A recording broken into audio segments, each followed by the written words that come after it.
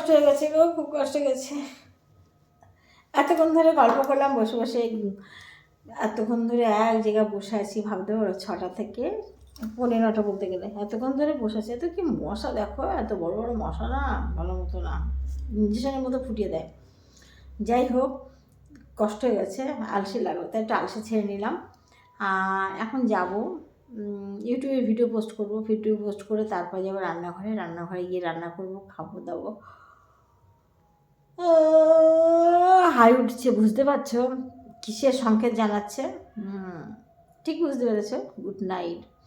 হ্যাঁ, তাই তোমাদের চলে আসলাম গুড নাইটটা দিয়ে যাই, তাই আমি হাইটাও দেখিয়ে নিলাম।